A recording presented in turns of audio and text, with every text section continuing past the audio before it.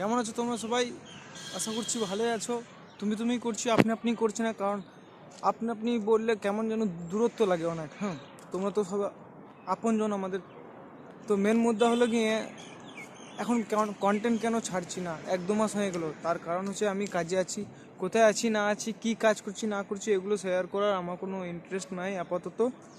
তো এখন প্রায় 1-2 বছর, হ্যাঁ 1-1.5 বছর কন্টেন্ট ছাড়া যাবে না, কারণ আমি খুঁজে পেয়েছি না যে আমাদের কন্টেন্টে কী এমন গ্যাপ আছে যে ভাইরাল হচ্ছে না। এখন পর্যন্ত 5,000 সাবস্ক্রাইব করতে পারলাম না ইউটিউবে, আর কি বলবো।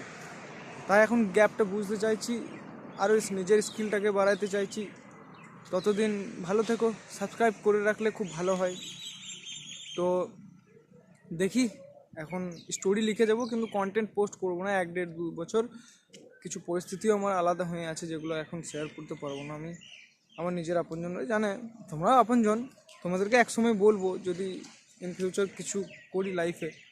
তো ততদিন ভালো থেকো, সাবস্ক্রাইব করে রেখো, এটাই বলবো। 1-1.5-2 বছর পর দেখা হচ্ছে খুব তাড়াতাড়ি।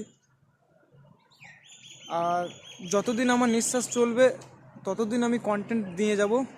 সে আমার সাথে কোনো কেউ থাক না থাক, মানে বন্ধুরা, কিন্তু আমি জানি আমার বন্ধুরা থাকবে। সেরকম ছেলেও আমি চুজ করেছি, মানে আছে, ছোটো থেকে আমরা একসঙ্গে বড় হয়েছি। আমি জানি সেই বন্ধুরা আমাকে ছাড়বে না, সবাই একসঙ্গেই থাকবে। তোমরাও থেকো। তো খুব তাড়াতাড়ি হবে আমাদের জিত।